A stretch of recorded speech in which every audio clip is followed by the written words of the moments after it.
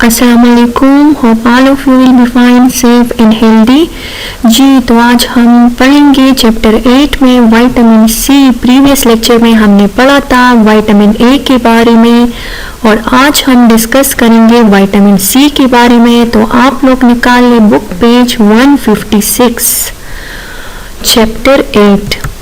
Pencil भी अपने साथ पकड़ो, जो एक्स्ट्रा नॉलेज है वो आप लोगों ने नोट करना है, ठीक है।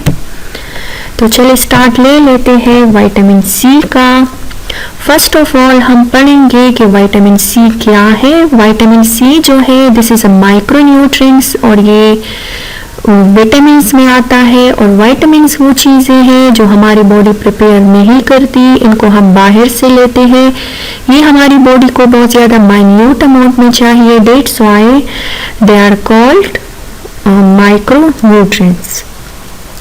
विटामिन सी की अगर हम बात करें तो इसको हम स्कॉर्बिक एसिड भी कहते हैं। इसके साथ साथ ये वाटर सॉल्युबल है, ये स्टोर नहीं होता क्योंकि ये वाटर सॉल्युबल है। जो फैट सॉल्युबल विटामिन्स हैं वो स्टोर होते हैं, लिवर में इनकी स्टोरेज होती है, और जो वाटर सॉल्युबल विटामिन है वो स्टोर नहीं होते। फर्स्ट ऑफ ऑल हम विटामिन सी के बारे में पढ़ेंगे कि इनको स्कॉर्बिक एसिड भी कहते हैं, ठीक है। इनका दूसरा नाम है स्कॉर्बिक एसिड। अगर इनकी फंक्शन की हम बात करें तो इनके फंक्शंस है कि ये इन्हांस करता है, बढ़ाता है इम्यून सिस्टम को, ठीक है। मैंने प्रीवियस लेक्चर में भी आप लोग को बताया था कि इम्यून सिस्टम हमारी बॉडी में एक नेचुरल डिफाइस सिस्टम है, और जब भी हमारी बॉडी को कोई वायरस इफेक्ट करती है या कोई बैक्टीरिया इफेक्ट करती है तो ये उनके अगेंस्ट लड़ती है। जिस तरह सोल्जर जो है वो एनिमीज के खिलाफ लड़ते हैं, इसी तरह कोई भी एंटीजन या कोई भी वायरस जब हमारी बॉडी को इफेक्ट करती है तो इनके अगेंस्ट जो है वो एंटीबॉडीज लड़ती है, और ये एंटीबॉडीज रिलीज करती है हमारा इम्यून सिस्टम। तो हमारे इम्यून सिस्टम को बढ़ाता है विटामिन सी, एक खास रोल इसमें अदा करता है। It needed for growth and repair of body tissue, bones and teeth. इसके अलावा ये रिपेयरिंग के लिए भी चाहिए बॉडी टिश्यूज की, डिफरेंट टिश्यूज हमारी बॉडी में जो है वो बोन्स की और टीथ की। अब ये विटामिन सी जो है ये किस तरह रिपेयरिंग करता है, क्योंकि ये बनाता है कोलेजेंस। और कोलेजेंस क्या है इसके बारे में आप लोग डिटेल से पढ़ेंगे। कोलेजन जो है ये फाइब्रस प्रोटीन्स होते हैं और ये स्ट्रेंथ देता है कनेक्टिव टिश्यूज को। हमारी बॉडी के डिफरेंट जगहों पर कनेक्टिव टिश्यूज मौजूद है, और कनेक्टिव टिश्यू का फंक्शन जो है वो कनेक्शन प्रोवाइड करना है बॉडी के डिफरेंट पार्ट्स के दरमियान। हमारी बॉडी को स्ट्रेंथ देता है, सपोर्ट देता है। तो ये जो है ये कोलेजन फाइबर जो है इनको स्ट्रेंथ देती है कनेक्टिव टिश्यूज को, और कोलेजन जो है ये फाइबर्स प्रोटीन होते हैं। हमारी बॉडी का स्केलेटन जो है उसके अंदर जो प्रोटीन मौजूद है वो कोलेजन्स है। इसके अलावा टेंडन्स में है, लिगामेंट्स में है, और इसके साथ साथ ब्लड वेसल्स में ये प्रोटीन जो है ये मौजूद है। और इनको कौन बनाती है? इसको बनाती है विटामिन सी। इसकी वजह से रिपेयरिंग होती है। सपोज अगर हमारी बॉडी का कोई बोन जो है वो फ्रैक्चर हो जाए, टूट जाए, तो इट्स मीन कि बोन के अंदर जो कोलेजन्स है वो भी खराब हो जाते हैं, डैमेज हो जाते हैं। तो फिर इनको रिपेयर कौन करता है? विटामिन सी करता है। तो जब इनकी रिपेयरिंग हो जाती है तो हमारे बोन जो है वो ठीक हो जाते हैं। कोलेजन्स के बारे में अगर हम डिटेल से पढ़ें तो कोलेजन जो है ये मोस्ट अबंडेंट प्रोटीन है in the human body. Human body में ये बहुत ज़्यादा है, अबंडेंट है। और ये मेनली कौन कौन सी जगहों पे है, इनकी लोकेशन क्या है? ये मसल्स में है, ठीक है। मसल जो है ये हमारी बॉडी के जॉइंट्स वाली जगह पे मौजूद होते हैं। आप लोग हाथों को मूवमेंट देते हैं ना, आप लोग के हाथों में जॉइंट्स है, तो आप लोग के हाथों में जो जॉइंट्स हैं इनके साथ मसल्स अटैच होते हैं, और muscles have the capability to contract and relax. Muscle जो है ये कॉन्ट्रैक्ट होते हैं तो आप लोग हाथों को कॉन्ट्रैक्ट कर सकते हैं, कंप्रेस कर सकते हैं, और जब ये रिलैक्स होते हैं तो आप लोग अपने हाथों को रिलैक्स कर सकते हैं, यानी इनको फॉरवर्ड और बैकवर्ड मूवमेंट दे सकते हैं, क्योंकि बोन्स या इन जॉइंट्स के साथ अटैच होते हैं मसल्स, और ये मसल्स बनी है कोलेजन से। और कोलेजन जो है ये फाइबर्स प्रोटीन है और इनको बनाता है विटामिन सी। इसके अलावा हमारे स्किन में भी मौजूद है कोलेजन्स, कार्टिलेज में भी मौजूद है। कार्टिलेज जो है ये सॉफ्ट बोन से सॉफ्ट होता है, ये सॉफ्ट टिश्यूज है। लाइक अगर नोज के टिप की बात करें तो ये कार्टिलेज से बना है, ईयर के पिन्ना की बात करें तो ये कार्टिलेज से बना है। कार्टिलेज जो है ये बोन से सॉफ्ट होता है, तो ये भी बना है कोलेजन से, और ये हमारी बॉडी को सपोर्ट भी देता है, फ्लेक्सिबिलिटी भी देता है, हमारी बॉडी को डैमेज से बचाता है। इसके अलावा ब्लड वेसल जो है उसमें भी कोलेजन्स मौजूद है, तो अगर ये सारे पार्ट्स डैमेज हो जाए, लाइक ब्लड वेसल डैमेज हो जाए, कार्टिलेज डैमेज हो जाए, स्किन डैमेज हो जाए या मसल्स डैमेज हो जाए, तो इट्स मीन के इनके अंदर जो कोलेजन्स प्रोटीन है वो भी डैमेज हो जाते हैं, तो उनकी रिपेयर करता है vitamin C. Vitamin C indirectly repairing करता है बाय फॉर्मेशन ऑफ कोलेजन्स, ठीक है, कोलेजन सॉरी। इसके अलावा ये मौजूद है लिगामेंट्स में और टेंडन्स में। अब लिगामेंट्स और टेंडन्स क्या है? लिगामेंट जो है ये भी एक कनेक्टिव टिश्यू है, टेंडन्स भी कनेक्टिव टिश्यू है। Ligaments bones to bones attachment है और टेंडन्स जो है ये बोन्स टू मसल्स अटैचमेंट है। लाइक अगर हम जॉइंट की बात करें तो आप लोग का जॉइंट का मीन्स के बोन्स का जो मसल्स के साथ अटैचमेंट है, आप लोग अपने हाथ का जॉइंट ले ले, एल्बो का जॉइंट, तो आप लोग के एल्बो के जॉइंट के इर्द गिर्द मसल्स अटैच है, तो जब मसल की अटैचमेंट बोन्स के साथ हो तो इनको टेंडन कहा जाता है। ओके, जब आप लोग की मसल की अटैचमेंट बोन्स के साथ हो तो इनको टेंडन्स कहा जाता है, और ये कार्टिलेज से बना होता है। तो अगर सपोज ये टेंडन डैमेज हो जाए तो इनको विटामिन सी जो है वो मेंटेन कर सकती है, रिपेयर कर सकती है बाय फॉर्मेशन ऑफ कोलेजन्स, क्योंकि ये कोलेजन से बना है। जाहिरी बात है इनकी कंपोजिशन जो है इनमें कोलेजन्स मौजूद है, इट्स मीन कि अगर कोलेजन्स की रिपेयरिंग हो रही है तो ये फिर ठीक होगा। इसके अलावा अगर हम लिगामेंट्स की बात करें तो नीचे इसके बाद जो पिक्चर है इसमें आप लोग को दिखाया है लिगामेंट, यानी आप लोग का जो जॉइंट है और वहाँ पे बोन्स टू बोन्स अटैचमेंट है तो उनको लिगामेंट कहते हैं, ठीक है। यहाँ पर बोन्स टू बोन्स अटैचमेंट आप लोग देख सकते हैं, ये जो है ये लिगामेंट है, और मसल टू बोन्स अटैचमेंट को टेंडन्स कहते हैं, और ये बना है कोलेजन से, और कोलेजन की फॉर्मेशन करता है विटामिन सी। इसके अलावा अगर कोलेजन की सेकंड फंक्शन को देख ले तो कोलेजन्स प्रोवाइड, इससे पहले तो हमने लोकेशन के बारे में पढ़ा कि ये कहाँ पे मौजूद है। अगर हम इनके फंक्शंस के बारे में पढ़े तो ये स्ट्रेंथ देता है, स्ट्रक्चर देता है, यानी अगर हम अपनी स्केलेटन या बोन्स की बात करें तो हमारे बोन्स जो है ये बने हैं कोलेजन से, और अगर हम अपनी स्केलेटन को देख ले तो हमारा स्केलेटन जो है वो हमारी बॉडी को एक हार्ट शेप दे रहा है, यानी अगर हम जमीन पे इरेक्ट खड़े हैं, सीधा खड़े हैं, अगर हमारे हाथों का शेप है या हमारी बॉडी का शेप है, this is due to our skeleton, और हमारा स्केलेटन जो है वो कोलेजन से बना है।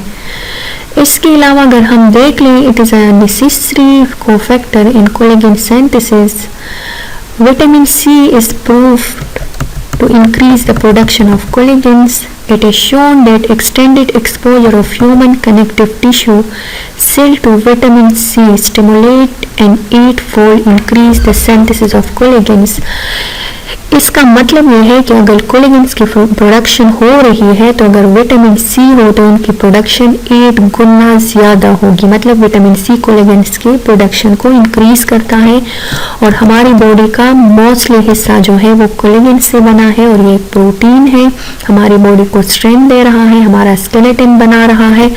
आप लोग खुद सोचिए, अगर आप लोग का स्केलेटन जो है वो वीक हो तो आप लोग कोई भी फंक्शन सही तरह नहीं कर सकती। इट्स मीन कि हमारी बॉडी को सपोर्ट जो है वो स्केलेटन से मिलती है।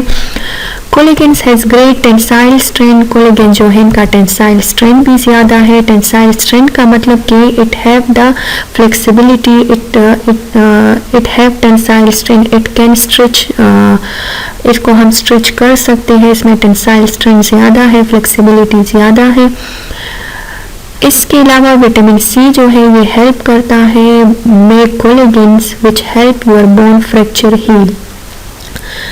हमारे बोन जो है इनके अंदर कोलेजन्स प्रोटीन मौजूद है, ये कोलेजन से बना है। तो अगर बोन जो है वो फ्रैक्चर हो जाए तो वो दोबारा हील हो सकते हैं, ठीक हो सकते हैं by production of collagen. Again ये रिपीटेशन हो रही है कोलेजन्स की। विटामिन सी का जो सबसे इम्पोर्टेंट फंक्शन है वो कोलेजन्स फॉर्मेशन है और ये हमारे बोन्स बनाता है। अगर हमारे बोन्स फ्रैक्चर हो जाए तो उनको हील भी करता है, रिपेयर भी करता है। Vitamin C strengthens your gums and the soft tissue in your mouth. It can protect against gingivitis, the early stage of gum disease, and can prevent your teeth from loosening. इसके अलावा vitamin C जो है वो strength देता है gums को, और इसके अलावा जो हमारी माउथ में सॉफ्ट टिश्यूज होते हैं उसको, इसके अलावा ये हमें डिजीज से बचाती है, लाइक वो डिजीज जिसमें क्या होता है कि टीथ जो है वो लॉस हो जाते हैं, तो इनसे भी ये बचाती है। मीन्स के ये हमारी टीथ को भी स्ट्रेंथ देती है, इनको भी मजबूत बनाती है। तो विटामिन सी का एक ये भी फंक्शन है। इसके अलावा विटामिन सी जो है वो एसिडिटी को इंक्रीज करती है और डिफरेंट माइक्रो ऑर्गेनिज्म से हमें बचाती है, बैक्टीरियल और वायरल इन्फेक्शन से हमें बचाती है। इसके अलावा it heals bone as well as strength your bones and teeth, ये हमारे टीथ को भी स्ट्रॉन्ग बनाती है। Vitamin C deficiency can result in swollen and bleeding with time. अगर इनकी डिफिशिएंसी हो जाए, कमी आ जाए, तो फिर ब्लीडिंग हो सकती है गम से। कभी कभार आप लोग जब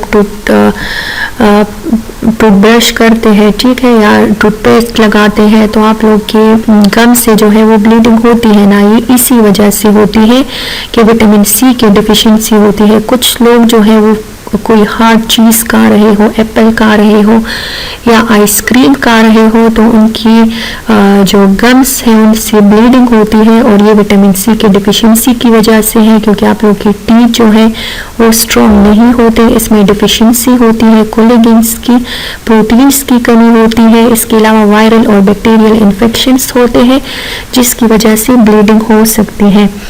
इसके अलावा ये कनेक्टिव टिश्यू को स्ट्रेंथ देता है, और WBC जो है ये हमारी बॉडी में इम्यून सिस्टम काम करते हैं, जिसको हम वाइट ब्लड सेल्स भी कहते हैं, तो इनको भी स्ट्रॉन्ग बनाता है। अगर इनकी डिफिशिएंसी हो जाए, कमी हो जाए, तो इनसे डिजीज होती है स्कर्वी।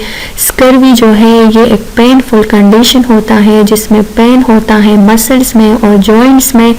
इसके अलावा गम्स में ब्लीडिंग होती है, ये डिफिशिएंसी है विटामिन सी की। इसके अलावा हीलिंग जो है वो नहीं होती, स्लो होती है, मतलब जख्म जल्दी नहीं बढ़ता due to deficiency of vitamin C, due to deficiency of collagen. इसके अलावा ड्राई स्किन जो है वो इसकी सिम्टम्स है। स्कर्वी जो है ये इस डिजीज़ में कभी कभार अगर ये सेवियर हो जाए तो लिग्स भी टेढ़े हो जाते हैं, ठीक है, बच्चों में ये डिजीज़ बहुत ज़्यादा होती है। तो ये एक पेनफुल कंडीशन होता है जिसमें मसल्स में भी पेन होता है, इसके अलावा जॉइंट्स में भी पेन होता है, और हमारा जख्म जल्दी नहीं बढ़ता। अच्छा, तो विटामिन सी के हम सोर्सेस पढ़ेंगे कि इनको हम कौन कौन से सोर्सेस से ऑब्टेन करके हम अपनी बॉडी की डिफिशिएंसी को पूरा कर सकते हैं, अपने आप को डिजीज से बचा सकते हैं। तो हमारे साथ आ जाता है टोमेटोज, ये मोस्टली होता है, स्ट्रॉबेरीज में होता है, ब्रोकोली में होता है, गवावा में होता है, कैबेज में होता है। इनमें जो है ये मोस्टली मौजूद होता है विटामिन सी। इसके अलावा विटामिन सी जो है ये एंटीऑक्सीडेंट्स भी काम करता है, ठीक है। एंटीऑक्सीडेंट्स का मतलब कि ये प्रिवेंटेशन करता है formation of free radicals. Free radicals के बारे में अगर हम पढ़ लें तो पहले इसकी डेफिनेशन चले कर लेते हैं। फ्री रेडिकल जो है ये अनस्टेबल मॉलिक्यूल होते हैं with unpaired electron, are an unavoidable byproduct of cellular metabolism. ये जो है ये अनस्टेबल मॉलिक्यूल होते हैं, मतलब ये स्टेबल नहीं होते, ये किसी भी एलिमेंट के साथ रिएक्शन कर सकते हैं हमारी बॉडी के अंदर। इसके अलावा ये मेटाबॉलिज्म में भी जो है वो ऑब्टेन हो सकते हैं। जिस तरह अगर हम रेस्पायरेशन की बात करें तो फ्री रेडिकल आ सकते हैं। ये जो है ये फ्री होते हैं, इधर उधर बॉडी में घूमते हैं और जहाँ भी इनको जो है कोई सबस्ट्रेट या कोई भी चीज़ मिल जाती है तो वहाँ पर अटैक कर लेते हैं। तो ये फ्री रेडिकल बहुत ज़्यादा हार्मफुल होते हैं क्योंकि ये हमारी बॉडी के अंदर डीएनए, आरएनए और डिफरेंट प्रोटीन स्ट्रक्चर को डैमेज कर सकते हैं। ठीक है, जिस तरह सपोज आप लोग बात करें, आप लोग कहें कि हाइड्रोजन जो है वो अनस्टेबल है, तो हाइड्रोजन जब ऑक्सीजन के साथ रिएक्ट करेगा और वाटर बनाएगा, कंपाउंड बनाएगा, तो वो स्टेबल हो जाएगा, तब तक वो अनस्टेबल रहेगा। तो उसकी अटैक जो है वो ऑक्सीजन पे होती है। अगर हम अपनी बॉडी के अंदर फ्री रेडिकल्स की बात करें तो ये हमारी बॉडी में, हमारी बॉडी के लिए इसलिए हार्मफुल है क्योंकि इनको स्टेबिलिटी चाहिए, ये अनस्टेबल होते हैं, हाईली रिएक्टिव होते हैं और ये हमारी बॉडी की किसी भी पार्ट को डैमेज करके उनके साथ रिएक्शन कर लेते हैं। ठीक है, तो ये जो है ये लिपिड पर भी अटैक कर सकते हैं। तो अगर लिपिड पर अटैक कर ले तो लिपिड का स्ट्रक्चर चेंज कर देते हैं। प्रोटीन पर भी कर सकते हैं। आरएनए मीन्स कि अगर ये किसी भी जगह पे अटैक कर ले तो इनसे हमारी बॉडी का सारा स्ट्रक्चर जो है वो चेंज हो जाएगा। The body has defence against a free radical. इसके अलावा हमारी बॉडी में एक डिफेंस मैकेनिज्म मौजूद है, लाइक विटामिन सी है या विटामिन ई है। तो ये एंटीऑक्सीडेंट काम करते हैं, ये इन फ्री रेडिकल को कम कर देते हैं। ठीक है, हमारी बॉडी के अंदर इनकी प्रिवेंटेशन करता है, हमारी बॉडी को इनसे सेफ रखता है। इसके अलावा a balance between free radical and antioxidant is necessary for proper physiological function. If free radical overwhelm the body ability to regulate them, a condition known as oxidative stress ensues. इसका मतलब ये है कि अगर फ्री रेडिकल और antioxidant का balance ज़रूरी है, एंटीऑक्सीडेंट फ्री रेडिकल को ख़त्म करेंगे। अगर एंटीऑक्सीडेंट कम हो जाएंगे तो फ्री रेडिकल ज़्यादा हो जाएंगे और हमारी बॉडी में ज़्यादा डैमेजेस काज होंगे। ठीक है, तो if free radical the body overwhelm the body ability to regulate them, a condition known is oxidative stress. Free radical does adversely alter. अगर फ्री रेडिकल जो है वो हमारी बॉडी में ज़्यादा हो गए तो ऑक्सीडेटिव स्ट्रेस जैसी डिजीज़ आ सकती है।